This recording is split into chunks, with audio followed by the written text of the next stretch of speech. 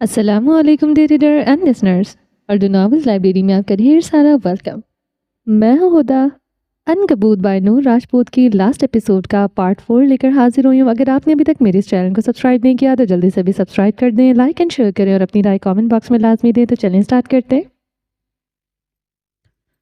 لاہور کی سرد رات دھند میں لپٹی ہوئی تھی۔ رئیس مینشن کے باہر درختوں کے سائے جیسے کسی پرانی فلم کے باسی فریم بن چکے تھے۔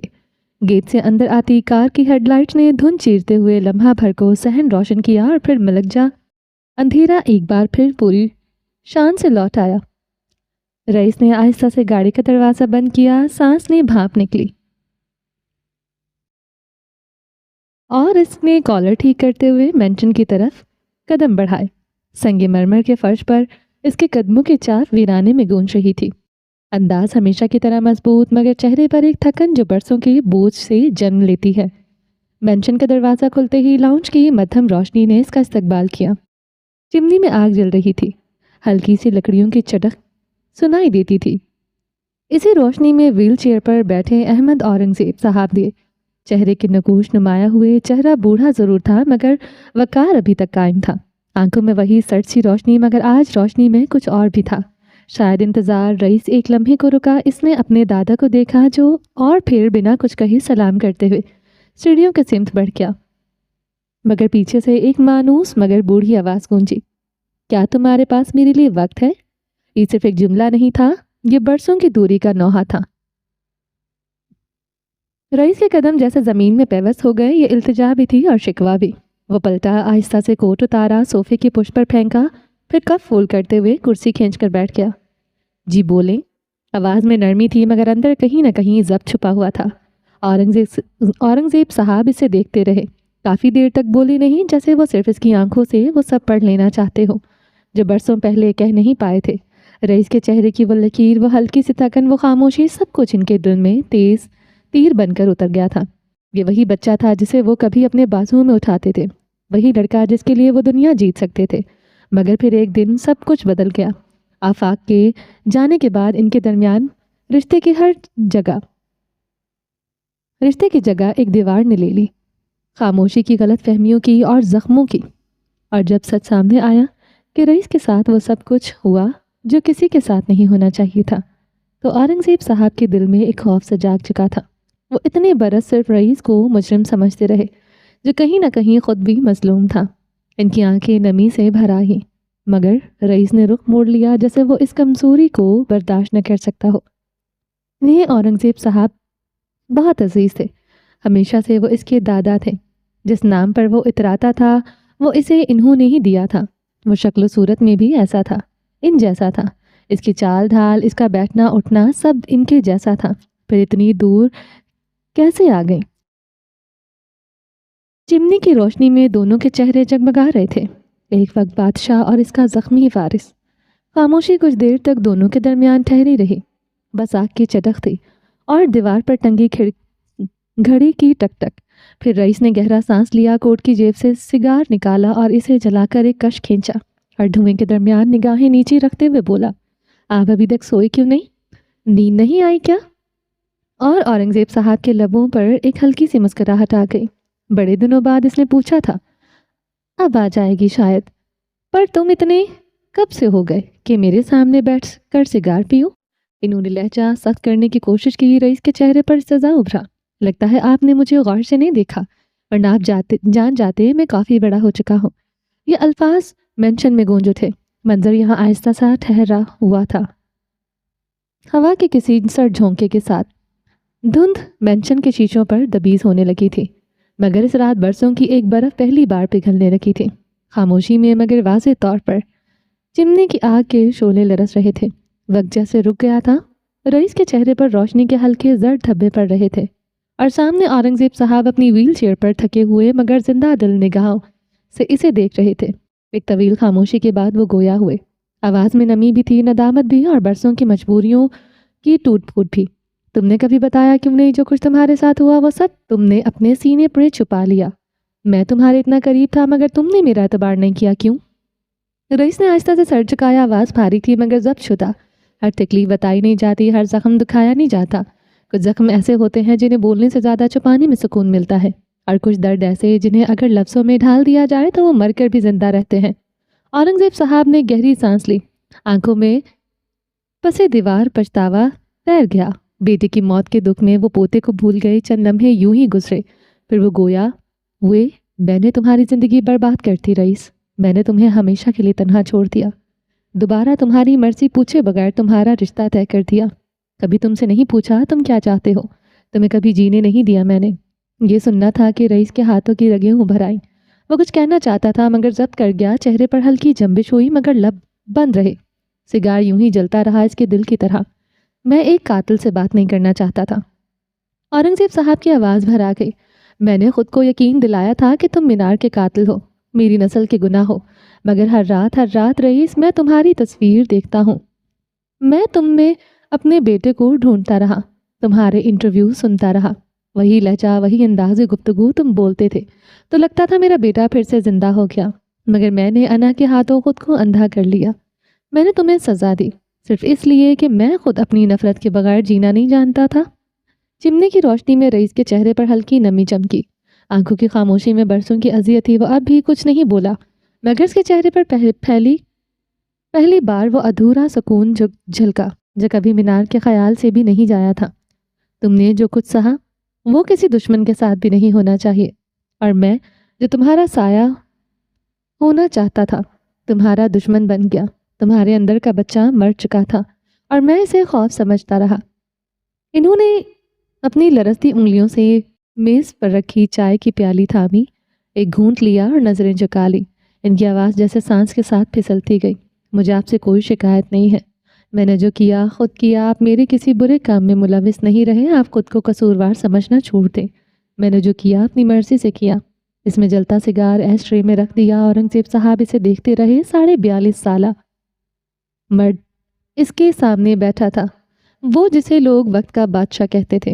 کاش وقت پلٹ سکتا، کوئی ٹائم مشین ہوتی تو میں واپس جا کر تمہارے ساتھ ایک مختلف زندگی گزارتا۔ اپنے بیٹے کے مرنے کے باوجود میں تمہارے ساتھ جینے کی خواہش رکھتا ہوں۔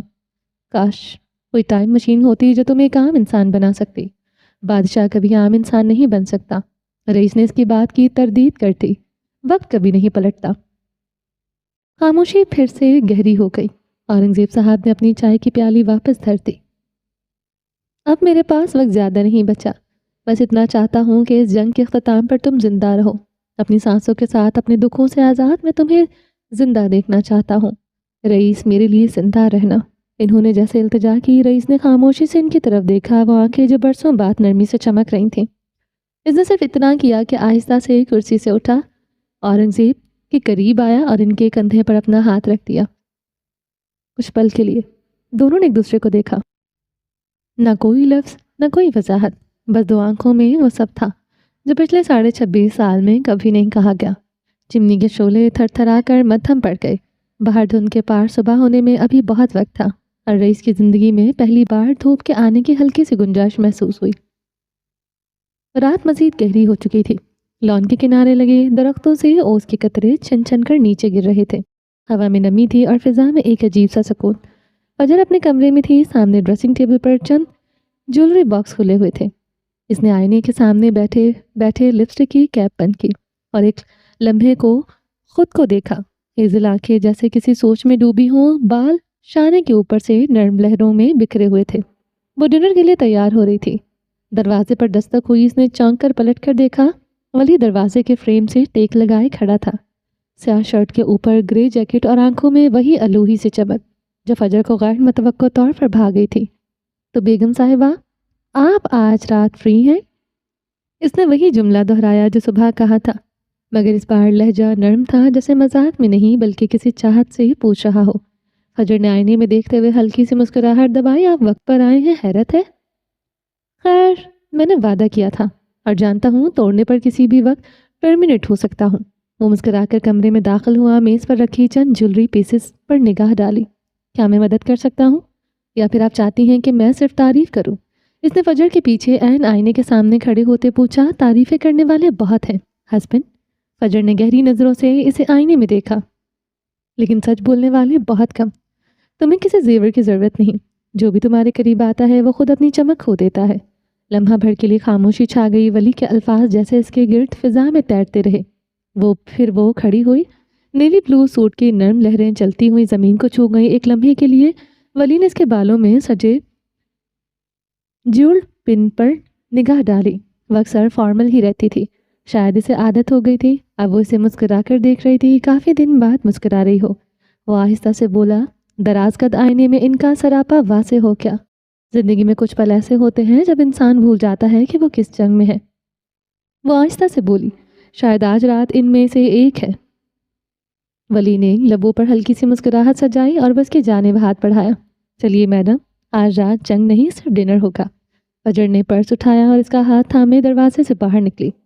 لان سے گزرتے ہوئے ان دونوں کے قدموں کے ساتھ ہلکی موسیقی سنائی دے رہی تھی. گاڑی کے شیشے پر اوس کے قطرے چمک رہے تھے. ولی نے گاڑی کا دروازہ کھولا. After you my lady. اس کے لہجے میں ایک عجیب سا احترام تھا، جیسے وہ واقعی کسی ملکہ کو سوار کر رہا ہو. فجر گاڑی میں بیٹھی اور باہر آسمان کو دیکھا. رات بہت خاموش تھی. شاید کچھ بدلنے والا تھا، لیکن کیا؟ گاڑی گھر سے باہر نکل گئی اور گیلی سڑک پر تیزی سے آگے بڑھنے لگی. کچھ دیر بعد وہ ریستوران میں تھے. ریستوران کی کھڑکی کے پار شہر کی روشنیاں نرم سا دھندلا سا حالیہ بنا رہی تھیں. سامنے میز پر 2 موم بتیاں چل رہی تھیں. ایک کی لو کبھی جھک جاتی، کبھی سنبھل جاتی، جیسے کسی کے دل کے دھڑکنے کا استعارہ ہو. ولی اپنی مخصوص سنجیدہ مسکراہٹ کے ساتھ بیٹھا تھا، ہاتھ میں پانی کا گلاس، مگر نگاہیں کہیں اور تھی. شاید ماضی کے کسی اندھیرے گوشے میں فجر اسے دیکھ رہی تھی. اس کے چہرے پر وہی سکون، وہی خاموش وقار، مگر آنکھوں میں عجیب سا تناؤ، جسے وہ جانتی ہو کہ آج کوئی بات کہی جائے گی جو سب بدل دے گی. وہ اس حلیے میں بھی اس قدر اچھا لگ رہا تھا. گرے جیکٹ میں اس کی رنگت نکھر گئی تھی. وہ اس کے کتھئی بال بھلے لگ رہے تھے، اور اس کی آنکھیں وہ جہاں ٹہر جاتی تھی اسی چیز کو مجمد کرنے کی صلاحیت رکھتی تھی. آج وہ مٹھی پر تھوڑی جمائے اسے دیکھ رہی تھی. وہ اس سے آج بہت سی باتیں کرنا چاہتی تھی. جوزف پیلس، وہ آہستہ سے بولی. جوزف پیلس میں ایسا کیا ہے، نہ چاہتے ہوئے بھی وہ تمہیں سب سے زیادہ پسند ہے؟ ولی کے ہونٹوں پر ہلکی سی جنبش ہوئی. اس نے گلاس رکھا، تھوڑا سا آگے جھک کر اسے دیکھا اور پھر بولا. کیونکہ وہی میری زندگی کا پہلا سچ ہے. پہلا سچ؟ اس کی بھووں کے بیچ ہلکی سی لکیر ابھری. ہاں. اس کی آواز بھاری تھی. میں 8 سال کا تھا. اکثر نیند میں چلنے لگتا تھا. نرسیں سمجھتی تھیں میں ڈراونے خواب دیکھتا ہوں، مگر وہ کوئی عام خواب نہیں تھا، وہ سچا خواب تھا.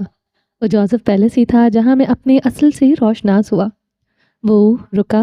موم بتی کی لو کو میں اپنی انگلیوں کو دیکھتا رہا. سیلنگ پر چمکتے برقی کمکمے بہت دھیمے تھے. فجر پوری توجہ سے اسے سن رہی تھی. میں ہر رات ایک ہی خواب دیکھتا.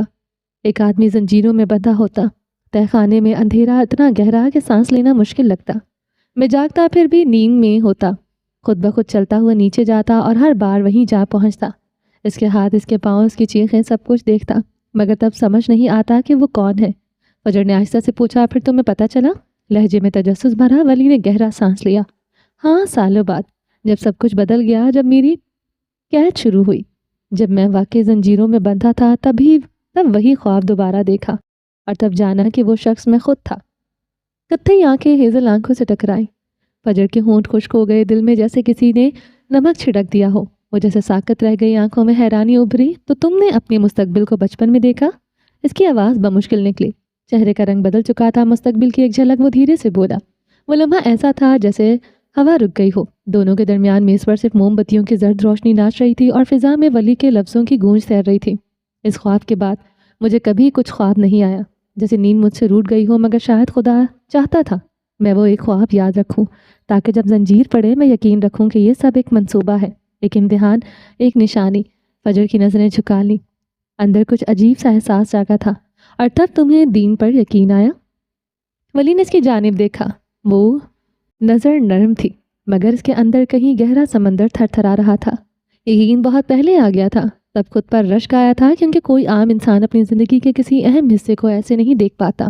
اگر وہ خواب میں دیکھا تو وہ دکھایا گیا، اور جو دکھایا گیا وہ کسی حکمت کے بغیر نہیں تھا. فجر کی انگلیاں بے اختیار میز پر رکھی نیپکن کے کنارے سے کھیلنے لگیں. اور وہ نشان؟ اس نے دھیرے سے ولی کے گال پر موجود نشان کی طرف دیکھا. وہ کب آیا تھا؟ ولی نے نظریں چرائی. مسکرانے کی ناکام کوشش کی. پہلے بھی وہ اس نشان کے بارے میں سے مختصر بتا چکا تھا، مگر تب وہ دواؤں کے زیر اثر تھی اور پوری بات سنے بنا ہی سو گئی تھی. اسی قید کے دوران جب مجھے احساس ہوا کہ جسم سے زیادہ روح زخمی ہو چکی ہے. چند لمحے خاموشی رہی. باہر سے کسی وائلن کی ہلکی دھن آ رہی تھی. دھیرے اداس مگر خوبصورت. فجر کے دل میں جیسے کوئی چراغ چل اٹھا ہو، مگر وہ خود نہیں جانتی تھی کہ یہ روشنی درد سے بنی تھی یا محبت سے. اور تم نے وہ سب اکیلے سہا؟ ولی نے نظریں اٹھائی. کچھ جنگیں اکیلے لڑنی پڑتی ہیں فجر. اگر کوئی ساتھ ہو تو وہ جنگ نہیں رہتی، قربانی بن جاتی ہے. اس کے لہجے میں ایک عجیب سی روشنی تھی، وہ روشنی جو ٹوٹنے کے بعد کسی شخص میں جنم لیتی ہے. فجر نے دھیرے سے سر جھکایا. اس کی آنکھوں میں نمی تھی مگر وہ مسکرا رہی تھی. تو تم اب تک وہ خواب دیکھتے ہو؟ ہاں، وہ بولا. اب بھی خواب دیکھتا ہوں، مگر جاگتے ہوئے وہ سب سے خوبصورت خواب تم ہو.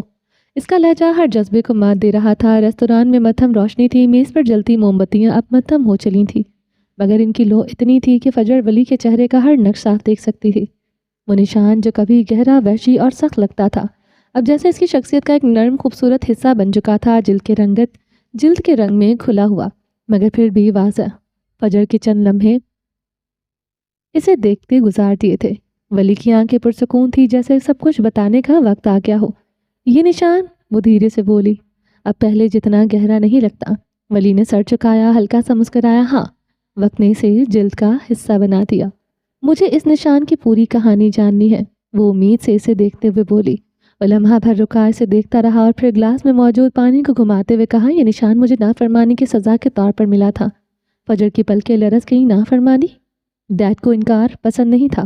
وہ پھیکا سا ہنس دیا، مگر وہ ہنسی ایسی تھی جیسے زخم کے اوپر کسی نے مرہم لگاتے ہوئے ہاتھ جلایا ہو. میں نے انہیں انکار کیا، ان کے خلاف گیا اور انہوں نے مجھے یہ یادگار دے دی.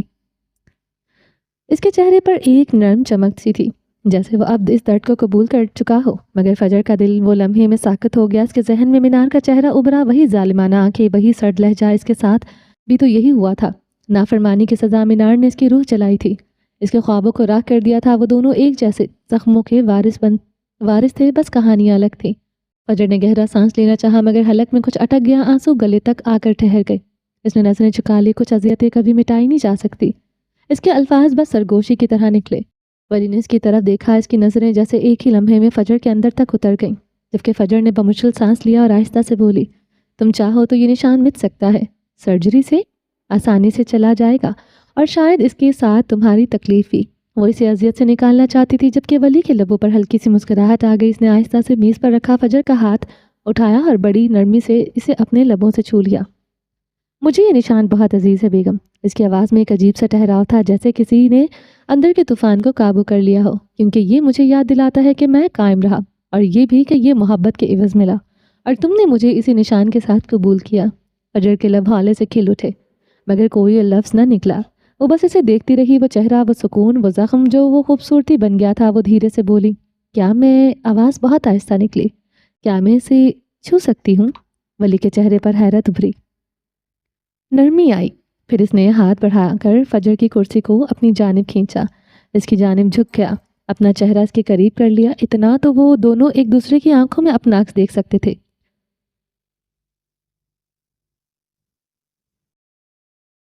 یہ تمہارا حق ہے. فجر نے جھجکتے ہوئے اپنا دایاں ہاتھ اٹھایا. اس کی انگلیاں ہولے سے ولی کے گال پر ٹہریں، پھر انگوٹھا آہستہ آہستہ اس نشان پر پھسلا.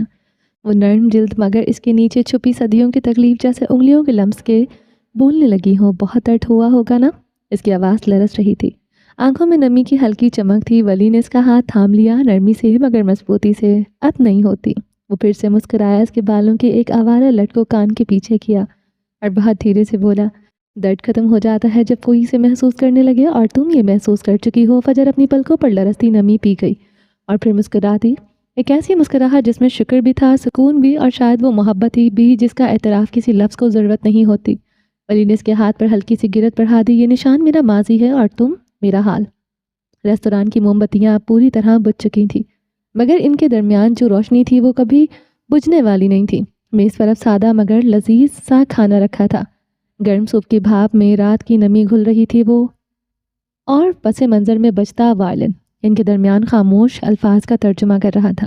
انہوں نے کھانا شروع کیا. کچھ دیر بس چمچ کانٹوں کی آواز ابھری، پھر اس نے چمچ رکھ دیا. آج میری نساء سے بات ہوئی، اس نے دھیرے سے کہا. ولی نے سوالیہ نظروں سے دیکھا، مگر مسکراہٹ لبوں سے نہ گئی. اچھی لگی تمہیں؟ بہت. فجر نے سر چکاتے کہا، وہ نرمی سے بات کرتی ہے جیسے اس کے دل میں دنیا کے لیے گلا نہیں، بس تھکن ہے۔ ولی نے اس بات میں سر ہلایا، وہ تھک چکی ہے مگر کمزور نہیں۔ چند لمحے وہ دونوں خاموش رہے، پھر فجر نے لہجہ ہلکا سا بدلتے ہوئے پوچھا، اس نے مجھے بچپن کے قصے سنائے، اس میں پال بھی تھا، اس کے بارے میں بتاؤ نا، تمہارا خیال ہے وہ اچھا انسان ہے؟ وہ سمجھ گیا مگر چونکا نہیں۔ پال؟ ہاں، وہ پولیس آفیسر جس نے نساء کے کیس میں کافی مدد کی تھی اور جیکب کو سزا دلوائی۔ اس نے خود ہی وضاحت کر دی، یعنی وہ اتنا جانتی تھی۔ ہاں، وہ سچ مچ نڈر ہے، میں نے اسے قریب سے دیکھا ہے، اصول پسند بھی ہے اور وفادار بھی۔ یہ سچ ہے، نساء کے کیس میں اس نے کافی مدد کی تھی، وہ سچا انسان ہے۔ فجر نے آہستہ سے گہرا سانس لیا۔ کبھی کبھی کسی انسان کا سچ ہمیں ڈرا دیتا ہے، لیکن پھر وہی سچ سکون بھی دیتا ہے۔ ولی نے چمچ نیچے رکھ کر ہاتھ میز پر ٹکایا۔ بالکل ایسے ہی جیسے تم۔ وقت تھمسا گیا، ان کے درمیان نہ آنے والی جنگ کا ذکر ہوا، نہ مینار کی سازشوں کا، نہ رئیس کی خاموشیوں کا۔ کل وہ اماڑا کے لیے نکلنے والے تھے، وہاں جہاں شاید سب کچھ ختم ہو جاتا یا بدل جاتا، مگر اس لمحے وہ سب کچھ بھول چکے تھے۔ یہ پل ان کے تھے اور وہ نہیں، وہ انہیں پوری شدت سے جینا چاہتے تھے۔ کبھی کبھی لگتا ہے کہ ہم بہت دیر سے ملے ہیں، مگر شاید صحیح وقت پر۔ وہ اسے دیکھتے ہوئے بولی تو ولی نے اس کے ہاتھ کو مضبوطی سے تھاما۔ ہم اس وقت ملے جب اللہ نے چاہا، اور اس کے بعد وقت نے ہمارے آگے چلنا چھوڑ دیا۔ فجر کے لبوں پر ہلکی مسکراہٹ آئی۔ وائلن کی دھن مدھم ہو گئی، باہر رات خاموش کھڑی تھی، ان کے درمیان بس ایک لمحہ تھا جو جیسے ہمیشہ کے لیے ٹھہر گیا۔ اب کھانا ختم کر لیں بیگم صاحبہ، صبح لمبا سفر ہے۔ فجر نے سر ہلایا مگر اس کی نظریں اب بھی ولی پر تھیں۔ یہ رات کچھ دیر اور ٹھہر جائے۔ وہ جواب نہیں دے پایا، بس اس کی آنکھوں میں دیکھا اور جیسے رات واقعی تھم گئی۔ پورا شہر دھند میں لپٹا ہوا تھا، کھڑکی کے پار گلی کے آخر تک صرف زرد سٹریٹ لائٹس کے دھندلے ہلکے دکھائی دے رہے تھے۔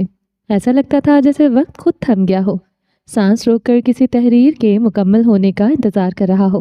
فلک اپنے اسٹڈی روم میں بیٹھی تھی، کمرہ پرسکون، وسیع مگر لفظوں سے بھرا ہوا۔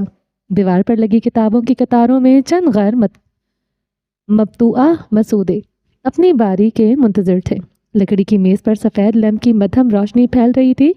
سامنے لیپ ٹاپ کھلا ہوا تھا جس کے اسکرین پر زہر خوردہ پری آخری باب لکھا تھا۔ اس کے ہاتھ میں گرم کافی کا کپ تھا، کپ کے کنارے سے بھاپ اڑ رہی تھی اور وہ کبھی کبھار نظریں کھڑکی کی جانب اٹھا لیتی تھی، دھند میں ڈوبے آسمان کی طرف۔ شاید یہ وہ موسم تھا جو اسے لکھنے کی تحریک دیتا تھا، ایک نرم سرد خاموشی جس میں لفظ خود بخود جنم لیتے تھے۔ اسکرین پر کرسر ٹمٹما رہا تھا، فلک کی انگلیاں کی بورڈ پر رکی تھی۔ زہر خوردہ پری کا انجام اس کے دل میں تھا، مگر صفحے پر اتارنے سے پہلے وہ خود کو محسوس کر رہی تھی۔ یہ اس کے لیے صرف ایک کتاب نہیں تھی، یہ اس کا سفر تھا، ایک آن لائن رائٹر سے ایک مصنفہ بننے تک کا، ایک غیر معتبر نام سے ایک پہچان تک کا۔ میز کے ایک طرف اس کے فون کی روشنی چھلکی، انسٹاگرام، فیس بک اور ای میل پر نوٹیفیکیشنز کا ڈھیر لگ چکا تھا۔ کتاب کے تازہ اقتباسات پر تبصرے آ رہے تھے۔ اس نے ایک ایک کر کے سب کھولنے شروع کیے۔ پہلا تبصرہ کچھ یوں تھا: پیاری فلک، میں زہر خوردہ پری کے باب 13 کو پڑھ کر رو دی۔ آپ نے جیسے کسی انسان کے اندر کا زہر لفظوں میں بدل دیا۔ مجھے لگا میں اکیلی نہیں ہوں۔ شکریہ، واقعی شکریہ۔ فلک کے لبوں پر ایک ہلکی سی مسکراہٹ ابھری۔ یہ وہی جملے تھے جو اسے ہمت دیتے تھے۔ اسے لگا جیسے اس کی رات، اس کی محنت اور اس کا درد کسی کے لیے روشنی بن گیا ہو۔ لیکن پھر اگلا تبصرہ آیا: یہ کتاب زہر سے بھری ہوئی ہے، فضول اور بے وجہ کی فلسفی۔ زندگی اتنی بھی ٹیڑھی نہیں جتنی آپ نے بنا دی ہے۔ اس نے ایک لمحے کو سانس روکی۔ کبھی وہ ایسے الفاظ سے لرز جاتی تھی، راتوں تک سوشل میڈیا بند کر دیتی تھی، خود پر شک کرنے لگتی تھی، مگر آج نہیں۔ اس نے کافی کا ایک گھونٹ لیا اور دھیرے سے بولی: جو روشنی میں رہتا ہے وہ اندھیرے کی گہرائی نہیں جانتا۔ پھر اگلا تبصرہ ابھرا: فلک عالمگیر، آپ نے مجھے لکھنے کا حوصلہ دیا۔ آپ کی ہر کہانی میں عورت کمزور نہیں، حقیقت پسند لگتی ہے۔ شکریہ کہ آپ نے ہمیں ہمارے اندر جھانکنا سکھایا۔ فلک کے دل میں ایک نرم سی گرمی اتر گئی۔ یہ وہ تبصرے تھے جو اس کے سفر کے زخموں پر مرہم رکھتے تھے۔ وہ جانتی تھی کہ ہر لفظ ہر قاری کے لیے نہیں ہوتا. کچھ کہانیاں صرف ان کے لیے لکھی جاتی ہیں جو درد کو لفظوں سے پہچانتے ہیں. اس کے ذہن میں فجر کے الفاظ ابھرے. ہر کوئی ہمارا فری ورژن ڈیزرو نہیں کرتا. فلک جو تمہارے کام پر نہیں بلکہ تمہاری ذات پر انگلی اٹھائے، اس کی انگلی توڑ دینا بہتر ہے. فجر کا سرخ چہرہ یاد کرتے ہوئے وہ حالے سے مسکرائی. یہ جملہ اس کے لیے منتر بن چکا تھا. اس نے موبائل سائٹ پر رکھا اور لیپ ٹاپ کی طرف جھک گئی. زہر خوردہ پری کے آخری جملے اس کے ذہن میں گھوم رہے تھے. وہ کچھ دیر رکی، اپنی سانسوں کی رفتار سنی، پھر ٹائپ کرنا شروع کیا. کبھی کبھی زندگی ہمیں وہ زہر پلاتی ہے جو مارنے کے لیے نہیں بلکہ جگانے کے لیے ہوتا ہے. کرسر رک گیا. اس نے اس جملے کو غور سے دیکھا، پھر مسکرا کر سیو پر کلک کیا. کمرے کی فضا میں خاموشی گہری ہو گئی تھی. دھند کھڑکی کے پار پھیل رہی تھی اور باہر گلی میں کسی گاڑی کے گزرنے کی مدھم آواز آ رہی تھی. اس نے کرسی پیچھے کھسکائی اور کھڑکی کے قریب جا کر کھڑی ہو گئی. شیشے کے پار سفید دھند میں لپٹے درخت ایسے دکھ رہے تھے جیسے خواب کے سائے ہوں. اس نے اپنے عکس کو دیکھا. آئینے کی طرح شیشے پر اس کا چہرہ دھندلا سا بھرا. آنکھوں میں سکون تھا مگر اندر کہیں ایک ٹھہراؤ بھی. تم بدل گئی ہو فلک. کھڑکی کی سطح پر نظر آتا اس کا وجود گویا ہوا. تم اب تنقید سے نہیں ڈرتی. اب تم سمجھتی ہو کہ لوگ صرف وہی پتھر مارتے ہیں جو پہچاننے جاتے ہیں. کمرے میں واپسی پر اس نے اپنی لکھی ہوئی کتابوں کی کتار دیکھی. پرفریب زہر خوردہ اور العنکبوت. 3 الگ زمانوں، 3 الگ فلکیں. ایک مکمل ہو چکی تھی، 2 باقی تھی. ہر ایک کی کہانی الگ تھی اور انہیں دیکھتے ہوئے دھیرے سے مسکرائی. شاید انسان بھی ایڈیشنز میں جیتا ہے. ہر ایڈیشن پچھلے سے تھوڑا بہتر، تھوڑا خاموش، مگر تھوڑا زیادہ سچا ہوتا ہے. اس نے ڈیسک کے اوپر رکھا ایک چھوٹا سا فریم اٹھایا. اس میں ایک میسج پرنٹ کیا جو اسے ایک قاری نے بھی بھیجا تھا. آپ کی کہانیاں میرے لیے محض ادب نہیں، تھراپی ہیں. کبھی آپ سے ملنا چاہوں گی تاکہ شکریہ کہہ سکوں کہ آپ نے میرا یقین بچا لیا. فلک نے فریم کو دوبارہ جگہ پر رکھا. یہ وہ یاد تھی جو اسے ہمیشہ یاد دلاتی تھی کہ لکھنا صرف دکھ نہیں، کسی کی روح تک پہنچنے کا ذریعہ بھی ہوتا ہے. اسے اپنے مصنفہ ہونے پر فخر تھا. دور کہیں مسجد سے فجر کی اذان کی آواز اٹھی. گہری رات کٹنے والی تھی. اس نے شال لپیٹی، لیپ ٹاپ بند کیا اور کمرے کی لائٹ تیز کر دی. اذان کی آواز واضح محسوس کرنے کے لیے اس نے کھڑکی کھول دی. کھڑکی سے دھند اندر رینگنے لگی اور وہ خود کو اتنی ہی دھندلا محسوس کر رہی تھی، بالکل اس کہانی کے کردار کی طرح، نہ بالکل واضح نہ بالکل غائب. لیکن اب اسے دھندلے پن سے ڈر نہیں لگتا تھا کیونکہ وہ جان چکی تھی ہر وہ دھند جس میں انسان خود کو تلاش کر لیتا ہے روشنی بن جاتی ہے. وہ سب کچھ ایسے ہی چھوڑ کر نماز پڑھنے چلی گئی. لیپ ٹاپ کی اسکرین پر ابھی بھی مختصر تبصرے کھلے نظر آ رہے تھے. فلک، میں تمہیں نہیں جانتی مگر تم نے میرا دل جان لیا. میں بیمار تھی، زندگی سے بیزار تمہاری زہر خوردہ پڑی اور مجھے لگا جیسے کسی نے میرے ہی تاروں سے آزاد کر دیا ہو. تمہارا لکھنا کسی کے جینے کی وجہ بن سکتا ہے. کبھی رکنا مت. جب وہ واپس لوٹی تو اس نے کمرے کی دیوار پر نصب شیشے میں خود کو دیکھا. سفید ٹرٹل نیک شال، بالوں کا ایک حصہ چہرے پر گرا ہوا، چہرے پر وقار مگر آنکھوں میں احساس. وہ اب واقعی وہ فلک نہیں تھی وہ کبھی کمنٹ سیکشن سے اپنی پہچان ڈھونڈتی تھی. اب وہ فلک تھی جس کی پہچان خود اس کے الفاظ تھے. اس کے سامنے میز پر ایک چھوٹا سا کارڈ رکھا تھا جس پر سادہ الفاظ میں لکھا تھا Falak Alamgir, the writer, the dreamer, the believer. یہ اسے فجر نے دیا تھا. وہ بھی ہنس دی. بلیور؟ وہ زیر لب مسکرائی. ہاں، اب وہ یقین رکھتی تھی نہ شہرت میں نہ تعریف میں بلکہ اس سچ میں کہ لفظ اگر سچے ہوں تو وہ اپنی راہ خود بنا لیتے ہیں. پھر وہ لیپ ٹاپ پر وہ دوبارہ بار بار لوٹی اور شہر خوردہ پری کے اختتام پر ایک مختصر پیغام ٹائپ کیا. To every girl who swallowed the pain and still smiled, this story belongs to you. ہر اس لڑکی کے نام جس نے اپنا درد نگل کر بھی مسکرانا سیکھا. یہ کہانی تمہاری ہے. یہ جملہ لکھ کر اس نے پبلش کا بٹن دبا دیا. چند لمحوں کے اندر سینکڑوں لوگوں نے پوسٹ دیکھی. یہ تعداد بڑھتی گئی. نوٹیفیکیشنز کی بارش ہونے لگی. لوگ لکھ رہے تھے، فلک تم نے ہمیں ہلا دیا. اس نے موبائل سائٹ پر رکھا. اب اسے ہر نوٹیفیکیشن کا جواب نہیں دینا تھا کیونکہ وہ جان چکی تھی کچھ رد عمل لفظوں سے نہیں خاموشی سے دیے جاتے ہیں. تشکر سے دیے جاتے ہیں۔ باہر صبح ہونے والی تھی، دھند ہلکی پڑ رہی تھی، سورج کہیں دور سے ابھر ہی آتا تھا۔ اس نے کی بورڈ پر انگلیاں رکھی اور ایک نئی پوسٹ لکھنی شروع کی۔ یہ پوسٹ کہانی نہیں تھی، نہ کسی ناول کا اقتباس تھا، یہ عورتوں کے نام ایک خط تھا۔ کبھی کبھی ہمیں وہ محبت چھوڑنی پڑتی ہے جو ہمیں خوبصورت بننے نہیں دیتی، کبھی ہمیں وہ رشتہ چھوڑنا پڑتا ہے جو ہمیں خود سے دور کر دیتا ہے، اور کبھی کبھی ہمیں کسی اور کو نہیں، خود کو چننا پڑتا ہے۔ یہ کمزوری نہیں، ہمت ہے۔ اپنے زخموں سے انکار نہیں، ان میں رہتے ہوئے سانس لینا ہے۔ ہر عورت جو ٹوٹ کر بھی جیتی ہے وہ دنیا کے ہر فلسفے کو جھٹلا دیتی ہے۔ بقا صرف مضبوط لوگوں کا حق نہیں بلکہ ان کا بھی ہے جنہوں نے رو کر خود کو سنبھالا۔ اگر تمہیں کبھی لگے کہ سب ختم ہو گیا ہے تو یاد رکھنا، ختم صرف وہ چیزیں ہوتی ہیں جسے ہم چھوڑ دیتے ہیں۔ اگر تم چاہو تمہارا آغاز کبھی ختم نہیں ہو سکتا۔ کھڑکی کے پار اب ہلکی سی سنہری روشنی پھوٹ رہی تھی۔ وہ کئی گھنٹوں سے کام کر رہی تھی اسی روشنی کے عکس میں۔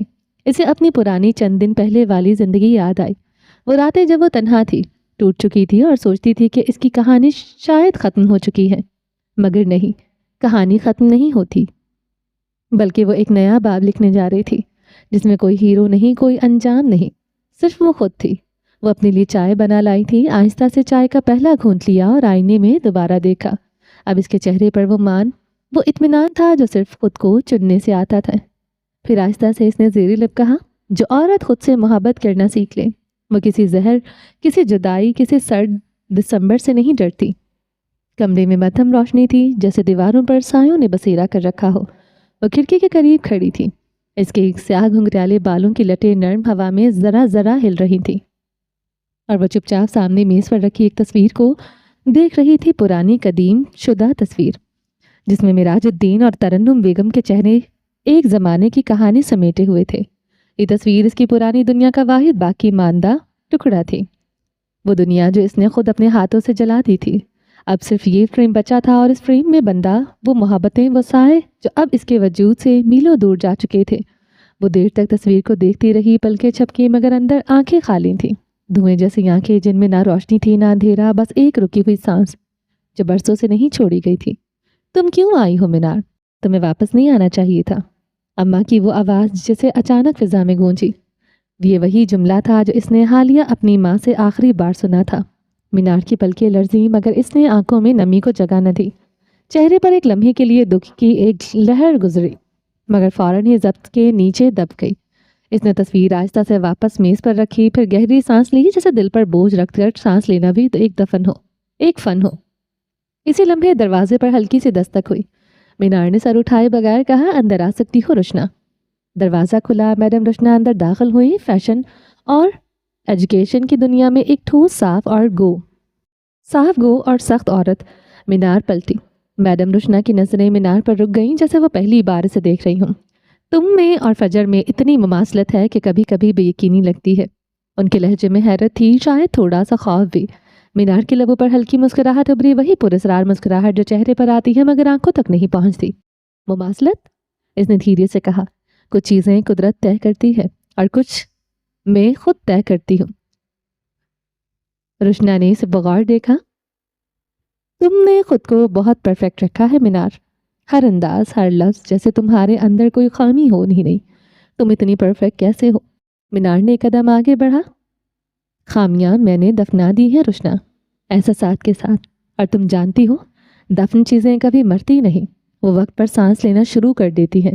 کمرے میں خاموشی چھا گئی۔ میڈم رشنا کے چہرے پر حیرت اور احترام کا ایک مخلوط تاثر تھا، اور مینار کی آنکھوں میں ایک لمحے کے لیے وہی پرانی لرزش لوٹی، جیسے ضبط کی دیوار کے پیچھے کوئی چپ چاپ چیخ رہا ہو۔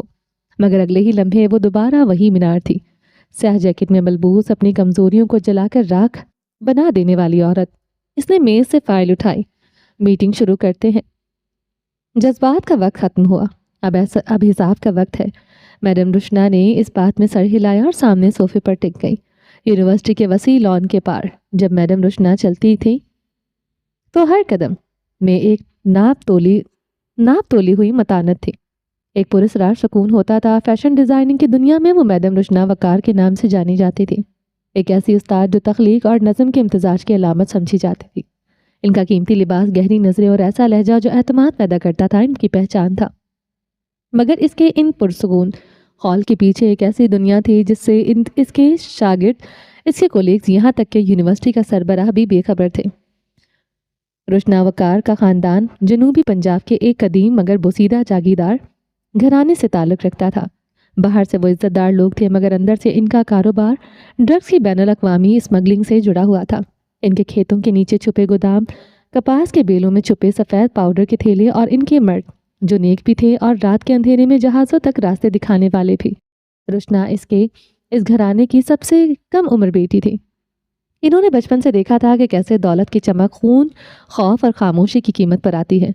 वो होशियार थी, बहुत ज़्यादा। इन्होंने वो सब कुछ सीखा जो एक ताजिर की बेटी सीखती है, लेकिन एक फ़र्क के साथ। जब इनका आधा ख़ानदान ख़त्म हो गया और ये जिम्मेदारी इन पर आ गई तो इन्होंने एक फ़ैसला किया कि वो वही खेल खेलेंगी मगर कानून के अंदर रहकर। जब वो फ़ैशन डिज़ाइनिंग की तालीम के लिए शहर आईं तो किसी ने सोचा भी न था कि ये नाजुक चेहरे वाली लड़की ड्रग्स नेटवर्क के लिए सबसे बड़ा दरवाज़ा बनने वाली है।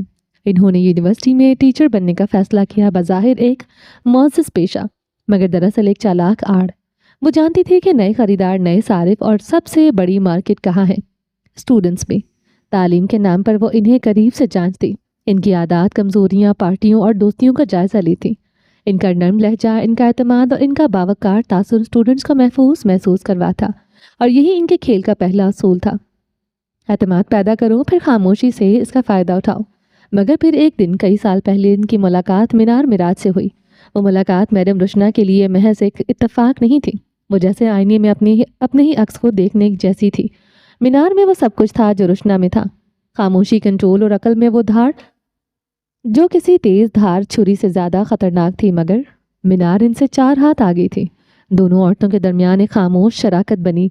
रुशना ने मीनार को फ़ैशन की दुनिया की गलियों में रास्ते दिखाए और मीनार ने इसे सिखाया कि असल ताकत मार्केट या मॉल में नहीं होती बल्कि जहनों को काबू करने में होती है। साल गुजरते गए और अब रुशना सिर्फ एक मोतबर टीचर थी बल्कि कई बैनुल-अक़वामी फ़ैशन एजेंसियों के नीचे ड्रग्स नेटवर्क के लिए राब्ताकार के तौर पर काम कर रही थी। वो कानून की नज़र से बची हुई थी क्योंकि वो हमेशा एक कदम आगे रहती थी, हर गलती से पहले इसकी इस्लाह कर लेती थी और छुपकर खेलती थी। मीनार से अक्सर कहती थी, तुम वो औरत हो जो साए में रहकर रोशनी को चलाती है। ऐसी औरतें कभी पकड़ी नहीं जाती, बस तारीख में नोट की जाती हैं। मैडम रुशना इस जुमले पर अक्सर मुस्कुरा देती थी क्योंकि वो जानती थी कि इनकी ज़िंदगी एक खुफिया बयानिया थी जिसका हर सफ़ा जुर्म से भरा हुआ मगर लफ्ज़ हमेशा अखलाकियात के पर्दे में लिखे गए थे। वो छुपकर काम करती थी। कमरे की फ़िज़ा में अब गुफ्तगू से ज़्यादा खामोशी बोल रही थी, वही खामोशी जो मंसूबों, धोखे के और जहानतों से भरी होती थी। मैडम रुशना ने हाथ में पकड़ी फाइल बंद की। ओमाड़ा की डील का टाइम कंफर्म है? मीनार ने इस बात में सर हिलाया। हाँ, इस बार किसी गलती की गुंजाइश नहीं है। मैडम रुशना के लबों पर हल्की मुस्कुराहट आई। मैंने इस स्याह दुनिया में तुम्हारा जिक्र सुना है। तुम ज़्यादा सामने नहीं आती मगर मीनार, तुम्हें देखे बगैर भी लोग तुमसे डरते हैं। डर हमेशा साए से आता है, चेहरे से नहीं। मीनार मुस्कुरा दी। चंद लम्हों की खामोशी के बाद मैडम रुशना ने जैसे कुछ सोचते हुए पूछा, क्या तुमने कभी सोचा था कि फजर तुम्हें छोड़कर रईस औरंगज़ेब को चुन लेगी, वो तुमसे मुकर जाएगी? ये सवाल हवा में तीर की तरह मुअल्लक हुआ। मीनार के चेहरे पर एक लम्हे को साया सा आके लहराया, फिर वही पुरानी धीमी मुस्कुराहट इसके लबों पर आई, वही मुस्कुराहट जिसमें शराफत नहीं शऊर होता था। मुझे फजर को जिस मकसद के लिए इस्तेमाल करना है वो अभी भी मेरे पास है। इसने चाय का कप उठाया मगर पिया नहीं। लोग भूल जाते हैं कि मोहब्बत एक कमज़ोर जज्बा है और इसे किसी भी सिमत इस्तेमाल किया जा सकता है। मैडम रुशना ने नज़रें उठाई। तुम्हें फजर के लिए मोहब्बत महसूस होती है? मीनार के लब हल्के से गम में ढले। वो मेरे वजूद का हिस्सा है। ऐसा नहीं कि मुझे इससे नफ़रत है, लेकिन अगर वजूद का कोई हिस्सा नकारा हो जाए तो इसे अलग कर देना ही बका का असूल है। ये जुमला इसके लबों से यूँ निकला जैसे किसी ने पत्थर तिराशा हो। मैडम रुशना ने खामोशी से सर हिलाया। वो जानती थी मीनार के लहजे में जज्बात नहीं होते, सिर्फ फैसला होता था। वो फिर से धीरे से बोली, तुम्हें बुरा लगता है जब वो तुम्हारे सामने आती है, वो भी रईस के साथ? मीनार ने एक लम्हे को नज़रें नीचे की, फिर गहरी सांस ली और फिर कंधे उचकाए। मैंने इस मकान को पहले ही जिंदा दफन कर दिया था। फजर हो या कोई और, मेरे खेल में नाम बदल जाते हैं, अंजाम नहीं। मैडम रुशना ने गौर से इसका चेहरा देखा। लेकिन तुम्हारा सबसे बड़ा मोहरा इस जंग में तुम्हारे खिलाफ हो गया है। आगे क्या करोगी मीनार? मीनार ने पीछे सोफे से टेक लगाई। रोशनी के नीले अक्स में इसका चेहरा एक तलस्मी सकूत में डूबा हुआ था। मैं कभी एक प्लान बनाकर खेल शुरू नहीं करती। मेरे पास ढेरों प्लान्स हैं। अगर एक मोहरा नाकारा हो गया तो क्या हुआ? मेरे पास एक बड़ा मोहरा है जो अपने वक्त पर काम आएगा। इसके लहजे में ना गुरूर था ना इसरा, बस एक खतरनाक यकीन था। मैडम रुशना ने इसे देखा। मीनार की आंखों में एक चमक थी, किसी राज की, किसी बड़ी चाल, या शायद किसी इंतकाम की झलक। ये वो लम्हा ऐसा था जैसे फिजा में रुक गई हो, और वो मैडम रुशना के दिल में एक अनजाना सा खौफ उतर आया, क्योंकि वो जानती थी जब मीनार की आंखों में रोशनी चमकती थी तो किसी न किसी की ज़िंदगी ज़रूर बुझने वाली होती थी। जबकि मीनार का जहन चंद दिन पहले रूही से होने वाली मुलाकात में उलझ गया। इसका दूसरा बड़ा मोहरा, जिसे अपने वक्त पर चाल चलनी थी, इसे तैयारी के मरहले में दाखिल कर गया था। वक्त तेजी से पीछे भागने लगा। रात का आखिरी पहर था। कमरे में हल्की फैली रोशनी जल रही थी। खिड़की के पार अंधेरों में शहर की रोशनियों में अक्स लरस रहे थे। अस्पताल के इस पुरतइश सूइट में कमरे में रूही इस वक्त अकेली थी। वो बिस्तर पर नीम दराज अपने पतले वजूद को कंबल में लपेटे हुए, हाथों में एक कॉमिक बुक थामे। सफ़े पलटते वक्त इसकी आंखों में बचपने की एक झलक आती थी, जैसे वो लम्हा भर के लिए अपनी बीमारी, हड्डियों के दर्द और कल के सफ़र को भूल गई हो। अचानक कमरे के दरवाजे पर हल्की सी दस्तक हुई। इसने चौंक कर सर उठाया। किताब इसकी गोद में रखी खुली रह गई। दरवाज़ा आहिस्ते से चरचराता हुआ खुला। कमरे के अंदर नीम रोशनी में एक सरापा उभरा। इसे देखते ही रूही की आंखों में अचानक चमक जाग उठी। इसके होंठों पर हैरत उभरी, मुस्कुराहट दौड़ गई। फजरापी। वो लम्हा भर के लिए खुशी से दमक उठी, मगर अगले ही पल जैसे किसी अनदेखे खौफ ने इसके दिल पर दस्तक दी। इसकी आंखें सिकुड़ गई, मुस्कुराहट बुझ गई और चेहरे पर हैरत के साथ हल्की उलझन उतर आई। इसका दिल तेज धड़कने लगा। आप फजरापी नहीं हैं? दरवाजे पर खड़ी औरत के होंठों पर एक पुरस्कार मुस्कुराहट फैली। वो लम्हा भर खामोश रही, फिर धीरे से बोली, हेलो बर्ड्स। ये आवाज़ नरमी में लिपटी हुई थी, मगर अंदर कहीं बिजली किसी काट ली हुई थी। रूही की रीढ़ की हड्डी में सनसनी दौड़ गई और साकत हो गई। दरवाजे की दहलीज पर खड़ी वो औरत अब धीरे धीरे कदम उठाती इसकी जानिब बढ़ने लगी। इसकी एड़ियों की चाप कमरे में अजीब सा जादू खोल रही थी, जैसे हर कदम के साथ हवा भारी होती जा रही हो। रूही के होंठ लरजे। आप कौन हैं? मीनार इसके करीब रुकी, झुककर इसके चेहरे के करीब आई। रोशनी ने जैसे इसकी आंखों के भेद खोल दिए। हाँ, मैं फजर नहीं हूँ, क्योंकि मैं तुम्हारी माँ हूँ, मीनार मिराज। रूही के चेहरे पर हैरत, खौफ और नाकाबिले यकीन सा सकूत जम गया था। चंद लम्हे वो खाली नज़रों से इसे देखती रही, फिर लबों पर कपकपाती आवाज़ उभरी, आप कहाँ थी मम्मा? मैंने कई साल आपका इंतज़ार किया। ये जुमला ऐसा था जैसे बरसों का बोझ किसी बच्चे ने पहली बार कह डाला हो। रूही की आंखों से आंसू बहने लगे। वो जानती थी मिस्टर और मिसेस हुसैन इसके असल माँ बाप नहीं थे। वो इनकी बात सुन चुकी थी। मेरी छोटी सी बच्ची इस उम्र में इतनी बड़ी बीमारी कैसे झेलेगी? मिसेस हुसैन रो रही थी और वो इनके कमरे के बाहर खड़ी थी। मिस्टर हुसैन इन्हें समझा रहे थे कि जब वो ना संभले तो इन्होंने ऐसा इंकशाफ किया जो रूही के लिए नाकाबिले यकीन था। हमारी बेटी पहले ही मर चुकी है मिसेस हुसैन। मिसेस हुसैन साकत रह गई। हाँ, वो पैदा होते ही दम तोड़ गई थी। तब तुम्हारी हालत पेश नज़र में मैंने अस्पताल से इस लावारिस बच्ची को अपना बना लिया, जिसका कोई नहीं था। मगर मैं नहीं जानता था कि इसके ज़रिए हमें आजमाइश मिलेगी। रूही के कदमों तले ज़मीन सरक गई। इस दिन के बाद इसकी ज़िंदगी मज़ीद उलझ गई। हर दुआ, हर ख्वाब, हर सांस में एक सवाल जिंदा रहा, मैं कौन हूँ? ऐसा नहीं था कि इसे अपने माँ बाप अजीज़ नहीं थे। वो इनसे बेपनाह मोहब्बत करती थी, मगर अंदर कहीं एक ख्वाहिश जोर पकड़ गई थी। कौन थी वो? और आज वो जवाब इसके सामने खड़ा था। इसकी माँ मीनार। इसका सवाल सुनते ही मीनार के चेहरे पर एक लम्हे को नरमी उभरी, वो नरमी जिसे शायद किसी ने बरसों से नहीं देखा था। मुझे तुमसे दूर रहना पड़ा बर्ड, इसने धीरे से कहा। अगर मैं करीब रहती तो तुम जिंदा ना होती। मैंने तुम्हें दुश्मनों की आंखों से बचाया था। इन्हें कभी पता नहीं चलना चाहिए कि तुम मलका की कोई बेटी है, वरना तुम मेरी कमजोरी बन जाती। रूही के आंसू रुक ही नहीं रहे थे। वो कभी हैरत तो कभी मोहब्बत से मीनार को देख रही थी। मैंने सोचा भी नहीं था कि आप आएंगी, कि आप वाकई मेरी मम्मा है। اسی لمحے مینار نے اس کے قریب بیٹھ کر اس کے سیاہ بالوں میں ہاتھ پھیرا. میں تمہیں دیکھنے آئی ہوں برٹ, لیکن صرف دیکھنے نہیں, میں چاہتی ہوں تم میرا ساتھ دو. کیا دو گی ماما کا ساتھ؟ روحی نے اس کی آنکھوں میں دیکھا, وہی آنکھیں جو فجر کی تھی. رنگ مختلف تھا مگر ان میں روشنی نہیں تھی, ایک گہری خوفناک چمک تھی. پھر بھی اس نے اس بات میں سر ہلا دیا. اس کی پلکوں پر آنسو لرزے اور مینار نے دھیرے سے اس کے ماتھے پر بوسہ دیا. کم عمر ذہنوں کو تروڑ مروڑ کر انہیں بدل کر اپنے مطابق ڈھالا جا سکتا ہے, اور مینار مراج اس وقت یہی کر رہی تھی. کمرے میں صرف دل کی دھڑکنوں کی آواز تھی. آپ اندھیرے میں کیوں ہیں؟ آپ چھپی ہوئی کیوں ہیں؟ مینار کے چہرے پر پرسکون کنٹروورڈ سا تاثر واپس آ گیا. وہ اٹھی, پردہ ہٹایا اور کھڑکی سے باہر شہر کی روشنیوں کو دیکھا. روشنی ہمیشہ اندھیرے سے پیچھے چھپی ہوتی ہے. برڈ لوگ صرف روشنی دیکھتے ہیں, میں اندھیرا دیکھتی ہوں. ایک لمحے میں جیسے منظر بکھر سا گیا. مینار نے گہری سانس لی. وہ ایک مہرہ آگے بڑھا کر ہال میں لوٹ آئی تھی. کمرے میں پھر وہی نیلا سکوت پھیل گیا. میڈم رشنا سامنے بیٹھی تھی. اس کے چہرے پر سوال تھا مگر زبان خاموش تھی. مینار نے صوفے کی پشت سے ٹیک ہٹائے, اپنی انگلیوں سے بالوں کی ایک لٹ پیچھے کی. کبھی کبھی سب سے بڑی کمزوری بھی سب سے بڑا ہتھیار بن جاتی ہے, اگر تم اسے وقت پر استعمال کرو. رشنا نے نظریں اٹھا کر اسے دیکھا. مینار کی آنکھوں میں اس وقت روشنی تھی,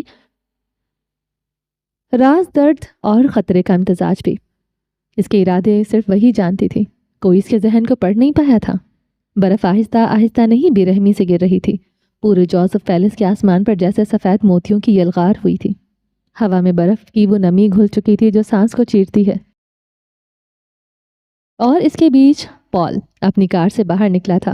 جوزف پیلس کے آہنی دروازے اس کے سامنے بند تھے, وہی دروازے جن کے پار دنیا کے امیر, سب سے مغرور اور سب سے محفوظ انسان رہتے تھے, مسٹر جوزف. وہ آج یونیفارم میں نہیں تھا. اس کے قدم برف میں دھنس رہے تھے. اس نے سر پر کوٹ کا کالر چڑھایا. سانس کی بھاپ فضا میں بادل بن کر تحلیل ہو گئی. جوزف پیلس کے گرد پھیلا احاطے نما لان بہت بڑا تھا. سفید چادر اوڑھے ہوئے تھا. دائیں جانب سنگ مرمر کے مجسمے, بائیں طرف خشک درخت جن پر برف کی تہ جم چکی تھی, اور بالکل درمیان میں جوزف پیلس جو خود اقتدار کی علامت تھا. وہ اندرونی دروازے کے پاس آ کر رکا. گارڈز نے ہاتھ اٹھایا. سر, آپ ایسے اندر نہیں جا سکتے. پال نے خاموشی سے سر ہلایا. ایک گارڈ اندر چلا گیا اور وہ کچھ دیر بعد لوٹا. آپ کو انتظار کرنا ہوگا. اگر مسٹر جوزف نے کہا ہے کہ میں انتظار کروں تو میں کروں گا. اس نے یہ کہہ کر سنگی بینچ کی طرف رخ کیا. پتریلی بینچ پر برف سے اٹی ہوئی تھی. اسٹریٹ پول کے نیچے رکھا وہ سنگی بینچ کافی پرانا تھا. وہ برف ہٹاتے اس پر بیٹھ گیا. سردی جسم میں سوئیاں بن کر اتر رہی تھی مگر وہ ہلا نہیں. وہ پھر وقت گزرتا گیا. 1 گھنٹہ, 2, 3. برف باری تیزی سے تیز ہوتی گئی. اس کے کندھے, بال, ہاتھ سب سفید ہو چکے تھے, لیکن اس کی نظریں پیلس پر جمی تھی, اوپری کھڑکیوں پر. اوپر پیلس کی تیسری منزل کے کمرے کی کھڑکی سے نسا نے پردہ ذرا سا ہٹایا. وہ بے اختیار ٹھٹک گئی. پال برف میں بیٹھا تھا, چہرہ سخت, ہوا کے سامنے سپاٹ, مگر آنکھوں میں ایک عزم لیے جیسے کوئی سپاہی اپنے قلعے کے باہر آخری پہرا دے رہا ہو. اس کے ہاتھ کپ کپا رہے تھے مگر وہ ہاتھ بار بار مسل کر جیسے خود کو یاد دلا رہا تھا, یہ میرا امتحان ہے, میں ہار نہیں مانوں گا. نسا کے لب لرزے. اس کے دل کو کچھ ہوا تھا. وہ اس لمحے چاہتی تھی بھاگ کر نیچے جائے, اس کے کندھے پر کوٹ ڈالے, مگر وہ نہیں جا سکتی تھی, کم از کم تب تک نہیں جب تک مسٹر جوزف اسے اوکے نہ کر دیتے. کئی لمحے وہ اسے دیکھتی رہی. پھر اندر ایک اطمینان سا اترنے لگا. وہ شخص جو اس سے محبت کرتا تھا, اس محبت کے لیے سر جھکانے نہیں برداشت کرنے آیا تھا. اوپر لائبریری کی بالکنی میں مسٹر جوزف کھڑے تھے. ان کی پشت سیدھی, ہاتھ پینٹ کی جیبوں میں, اور چہرے پر وہی سختی تھی جو وقت کے ساتھ لکیر بن چکی تھی.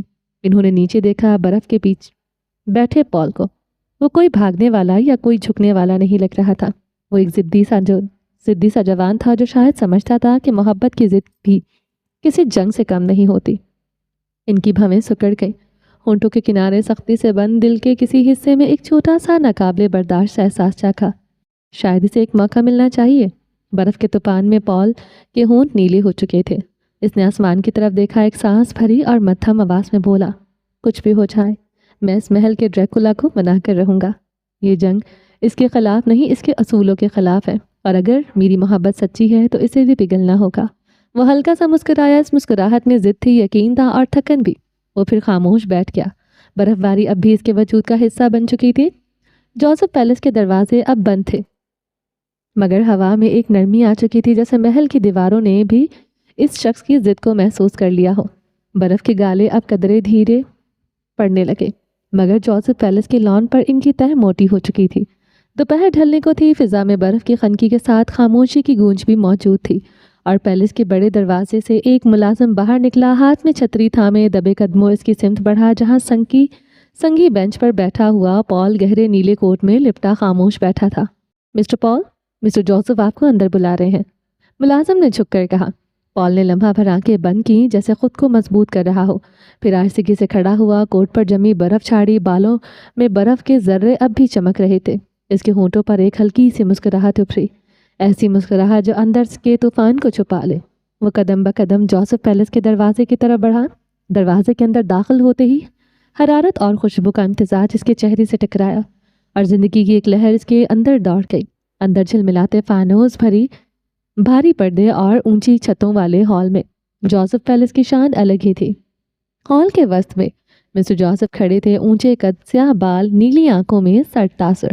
ان کے ہاتھ میں کافی کا کپ تھا، اور وہ کسی بادشاہ کی طرح کھڑے پال کو اوپر سے نیچے تک دیکھ رہے تھے۔ تو تم ملنا چاہتے تھے مجھ سے؟ ان کی آواز میں گونج تھی، مگر اتنی دھیمی کہ جیسے برف پر چلنے کی آواز۔ جی سر، پال نے پرسکون لہجے میں کہا۔ یہ اس کی مسٹر جوزف سے پہلی ملاقات نہیں تھی، البتہ اس رشتے سے پہلی ملاقات تھی۔ کافی دیر انتظار کیا تم نے؟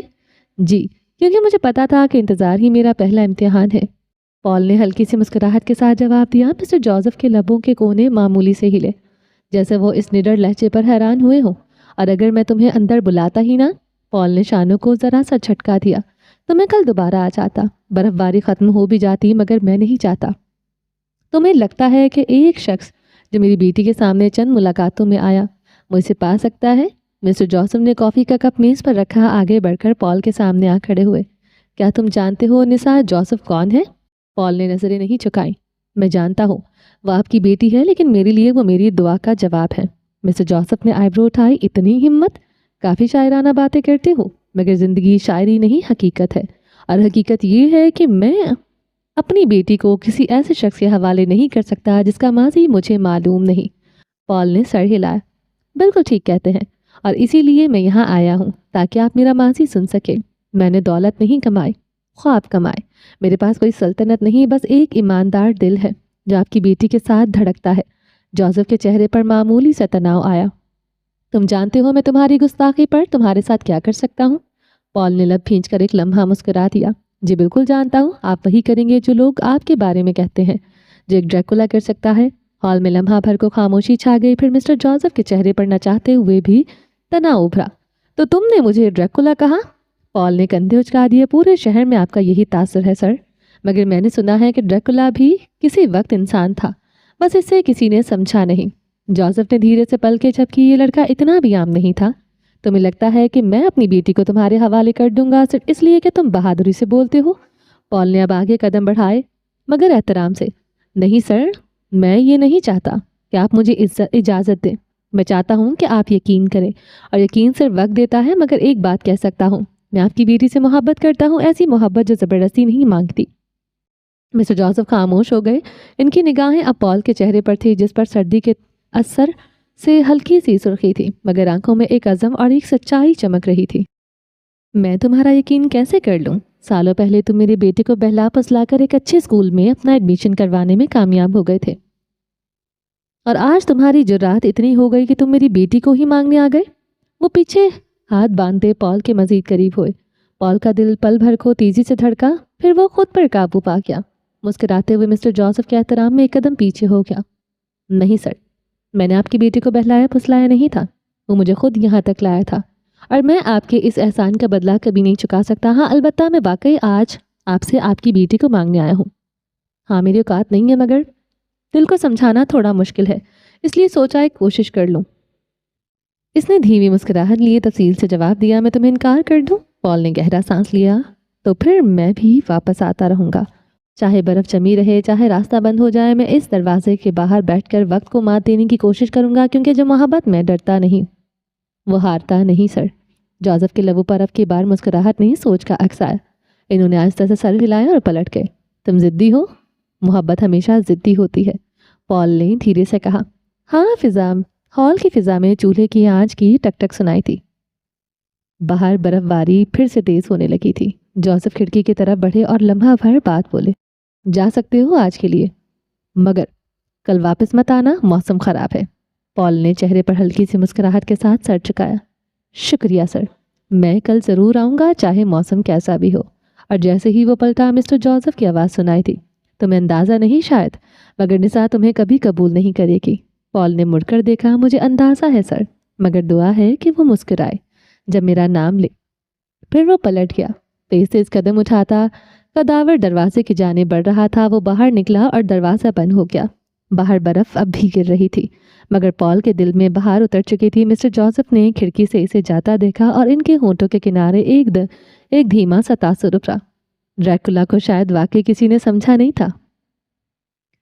رات کے طویل پرواز کے بعد رئیس کا پرائیویٹ جیٹ کراچی ایئرپورٹ کے رن وے پر نرم دھچکے کے ساتھ اترا۔ جہاز کے اندر کی خاموشی میں محض انجن کے رکنے کی سرسراہٹ گونج رہی تھی۔ مراد نے کھڑکی سے باہر جھانکا۔ پورا رن وے ہلکی دھند میں لپٹا تھا، روشنیوں کے ہلکے دھند میں بکھر رہے تھے۔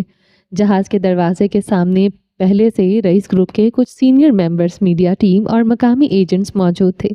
یہ رات محض آمد نہیں، ایک نئی طوفان کی ابتدا تھی۔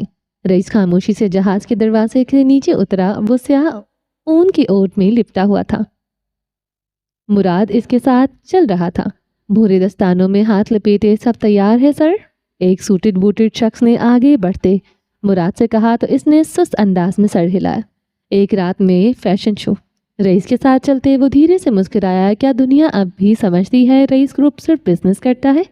وہ 24 گھنٹوں کے اندر اندر کیے گئے اپنے کام پر فخر محسوس کر رہا تھا، جبکہ رئیس خاموش تھا۔ در حقیقت پچھلے 24 گھنٹوں میں رئیس گروپ نے جو کچھ کر دکھایا تھا وہ حیران کن سے کم نہ تھا۔ ملکی اور بین الاقوامی کئی برانڈز کے شوٹ کے لیے کنفرمیشن دی تھی۔ رئیس گروپ کا نام ہی اتنا بڑا تھا کہ بس خبر چلنے کی دیر تھی کہ رئیس اینڈ گروپ اوماڑا بیچ پر ایک گلوبل فیشن نائٹ کروا رہا ہے۔ برانڈز نے فوراً وہاں ہاں کر دی۔ اگلی صبح تک پورا کراچی ان کی کمان میں تھا۔ ڈیزائنرز کے گرافٹس پہنچ چکے تھے۔ ماڈلز اور ٹیمز فجر کی ہدایت پر جمع ہو رہی تھی۔ کچھ دیر بعد وہ ہاربر پہنچ چکے تھے۔ سورج کی آخری کرنیں پانی پر کسی متھم سنہری پٹی کی طرح لرز رہی تھی۔ ہوا میں نمکین نمی کے ساتھ دسمبر کی خنکا گھلی ہوئی تھی جو ہر سانس کو شیشے کے سانچے میں بدل رہی تھی۔ پورا ہاربر روشنیوں سے جگمگا رہا تھا۔ ساحل پر روشنیوں کی قطاریں لگ چکی تھی۔ رئیس کا کانجی یاٹ، جسے وہ پہلی بار استعمال کرنے جا رہا تھا، فی الوقت روشنیوں میں نہایا کھڑا تھا۔ سینکڑوں فٹ بالز سفید اور سیاہ امتزاج میں اس کا دہانہ کسی قلعے کی طرح چوڑا اور شاہانہ لگ رہا تھا۔ ڈیک پر سیکیورٹی سٹاف، کریو اور تکنیکی ماہرین مصروف تھے۔ ایک جانب آف فجر کی ٹیم آ چکی تھی اور ولی دونوں الگ فلائٹ سے پہنچے تھے۔ فجر نے گہرے سبز رنگ کا ٹرنچ کوٹ پہنا ہوا تھا اور اس کی ہیزل آنکھوں میں سمندر کا عکس لرز رہا تھا۔ یہ یاٹ اتنا بڑا ہے کہ لگتا ہے کہ رئیس یہاں سے دنیا کے پار جا سکتا ہے۔ جنید نے یاٹ کو دیکھتے ہوئے سرگوشی کی۔ وہ ولی کے ساتھ یاٹ پر جا چکا تھا اور ان سب کے بیچ سمندر کے کنارے وہ دو وجود خاموش کھڑے تھے، رئیس اور فجر۔ رئیس کے سیاہ کوٹ کی کالر کے کنارے ہوا سے ہل رہے تھے، اس کے بالوں پر خنک نمکین ہوا کے ذرات چمک رہے تھے۔ فجر سبز ٹرنچ کوٹ میں بالوں کو خفیف سا سمیٹے اس کے برابر کھڑی تھی۔ دونوں کے درمیان چند قدم کا فاصلہ تھا، مگر ان کے درمیان پھیلی ہوا بھری تھی ایسے لفظوں سے جو کبھی کہے نہیں گئے۔ یاٹ آ رہے ان کے عقب میں کھڑا تھا، ایک دیو کامت وجود، 500 فٹ طویل، سفید و سیاہ چمکدار بدن میں، جیسے سمندر نے اپنی سینے پر کوئی شاہی قلعہ سجا رکھا ہو۔ اس کی روشنیاں پانی پر پڑ کر عکس بناتی تھی اور ہر عکس میں ایک نئی کہانی چھلکتی تھی۔ طاقت، خطرہ اور اختتام کی آہٹ۔ آس پاس شور تھا، ٹیمیں اپنے سامان سمیت اندر جا رہی تھیں اور اس کہانی کے وہ اہم کردار ایک جانب کھڑے تھے۔ ہمیں جانا ہوگا، وہ سب کو اندر جاتے دیکھ کر بولی۔ میں جانتا ہوں۔ وہ چند لمحے خاموش رہا، پھر آہستہ بولا، میں نہیں چاہتا کہ تم اس سب میں آؤ، اور یہ میرا میدان ہے، میری جنگ ہے۔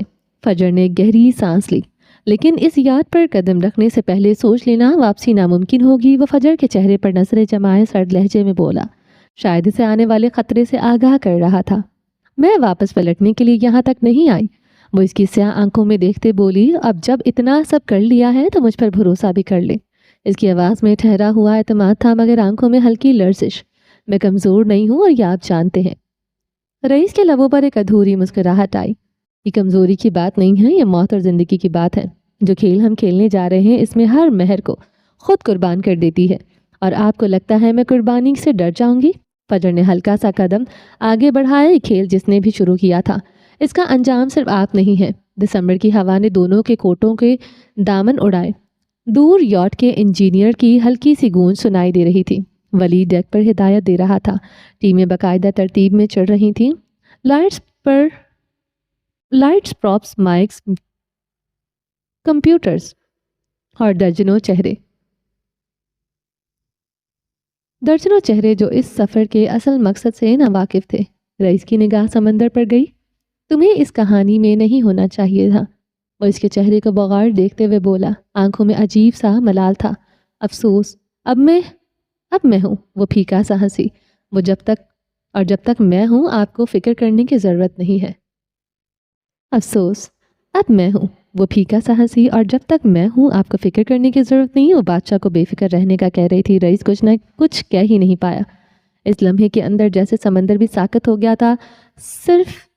صرف کے کناروں سے اٹھنے والی جھاگ اس کے قدموں سے لپٹی۔ ہوا کے شور میں ان دونوں کی سانسوں کی آہٹیں واضح ہو گئی۔ پچھلی جانب یاٹ پر چڑھنے کا شور بڑھنے لگا۔ مراد نے رئیس کو اشارہ دیا، سب بورڈ ہو گئے ہیں، صرف تم دونوں رہ گئے ہو۔ رئیس نے سر ہلایا، پھر فجر کی طرف مڑا۔ ایک آخری سوال، اگر کل کچھ ایسا ہوا جس میں فیصلہ تمہارے خلاف گیا تو؟ فجر نے پلکیں جھپکی۔ تو میں وہ فیصلہ قبول کروں گی جس میں آپ بچ جائیں۔ اس کی آنکھوں میں مان تھا۔ وہ مسکرا دیا، وہی مسکراہٹ جس کے ہونٹوں تک آتی تھی مگر آنکھوں تک نہیں پہنچتی تھی۔ تمہاری عادت خطرناک ہے، آپ سے زیادہ تو نہیں، وہ جتاتے ہوئے بولی۔ خاموشی پھر سے چھا گئی۔ پانی کی لہریں ساحل سے ٹکرا رہی تھی، جیسے کوئی پرانی دعا ہر دہرا رہی ہو، خطرے میں بھی ساتھ رہنے کی دعا۔ اب وہ دونوں یاٹ کی طرف بڑھے۔ روشنیوں سے جگمگاتا پل نما راستہ ان کے قدموں کے نیچے لرز رہا تھا۔ اوپر RA کے بڑے حروف چمک رہے تھے، RA یعنی رئیس اورنگزیب، اور ایک نام جو اس وقت سمندر کے ماتھے پر لکھا جا رہا تھا۔ سب آن بورڈ ہیں سر، سٹاف نے خبر دی۔ پانی کے بہاؤ کے مطابق ہوا مشرق سے چل رہی تھی۔ اگلے 4 گھنٹے ہیں ہم اماڑا کی حدود میں ہوں گے۔ گڈ، رئیس نے مختصراً کہا۔ فجر نے طرف دیکھا۔ یاٹ کی ساخت حیرت انگیز تھی۔ ڈیک پر نیلے قالین بچھے ہوئے تھے، سونے کی ریلنگ، اوپر ماسٹ سے چمکتی لائٹ، اور اندرونی حصہ کسی 7 سٹار ہوٹل سے کم نہ تھا۔ ولی کے ہاتھ میں ایک فولڈر تھا۔ وہ ایئر بڈ کان میں لگائے کافی مصروف نظر آ رہا تھا۔ لان میں میسم تھا جو ساتھ نہیں آیا تھا مگر انہیں لمحہ بلمحہ اپڈیٹ کر رہا تھا۔ یہ شو کی سکیچنگ ہے، تمہاری فائنل سٹیج آؤٹ لائن یہاں ہے۔ اس نے فائل فجر کی جانب بڑھائی۔ فجر نے فائل کھولی۔ سب کچھ پروفیشنل لگ رہا تھا مگر اس کے دل میں ایک خاموش ارتعاش تھا۔ یہ شو نہیں تھا، ایک جنگ تھی جس کا پردہ بس روشنیوں سے ڈھک دیا گیا تھا۔ وہ اسے فائل تھماتے جا چکا تھا۔ فی الوقت بات کرنے کا وقت نہیں تھا۔ وہ اس کی حد درجہ مصروفیت پر اور اسے جاتے دیکھ کر گھور کر رہ گئی تھی، جبکہ ڈیک پر پہنچ کر رئیس نے ایک لمحہ فضا کو محسوس کیا۔ نیچے سمندر کی لہریں نیلے سیاہ کینوس پر سفید جھاگ بن رہی تھی۔ ہوا کے جھونکے نے اس کے کوٹ کا کالر اڑایا۔ اس نے مڑ کر فجر کو دیکھا جو بالکنی کے قریب کھڑی سمندر کو دیکھ رہی تھی۔ تو پھر سمندر گواہ ہے، یہ سفر 2 دشمنوں کا نہیں، زندہ بچانے والوں کا تھا۔ انجینئر نے دھاڑ ماری۔ جہاز کا ہلکا سا لرزا۔ پانی کے اندر سے بلبلے اٹھے۔ روشنیوں کے عکس سمندر پر ٹوٹ گئے۔ جہاز نے ساحل کو پیچھے چھوڑ دیا۔ فجر نے پلٹ کر دیکھا، کراچی کی روشنیوں کا عکس دھند میں گم ہوتا جا رہا تھا۔ ولی ڈیک پر آخری چینجنگ کر رہا تھا۔ مراد نیویگیشن روم میں داخل ہو گیا تھا اور رئیس کے برابر آ کھڑا ہوا۔ یہ سفر طویل ہے، مجھے طویل سفر پسند ہے، خاص طور پر وہ جو انجام کے قریب ہوں۔ وہ بھاری لہجے میں بولا تو مراد سر ہلا کر رہ گیا۔ ہوا نے دونوں کے چہروں کو چھوا، نمکین خنک اور درد بھری۔ سمندر اب ان کے سامنے پھیل چکا تھا اور اس کے سینے پر لکھا تھا، یہ وہ سفر ہے جس سے واپسی ممکن نہیں۔ ہاں، وہ اب پیچھے نہیں ہٹ سکتے تھے۔ چلیں جی، باقی کا نیکسٹ ایپیسوڈ میں کنٹینیو کریں گے۔ امید ہے آپ کو یہ پارٹ بہت پسند آیا ہوگا۔ اگر آپ نے ابھی تک میری چینل کو سبسکرائب نہیں کیا تو جلدی سے بھی سبسکرائب کر دیں، لائک اینڈ شیئر کریں اور اپنی رائے کامنٹ باکس میں لازمی دیں۔ اپنا ڈھیر سارا خیال رکھیے گا اور ملتے ہیں نیکسٹ پارٹ میں، تب تک کے لیے اللہ حافظ۔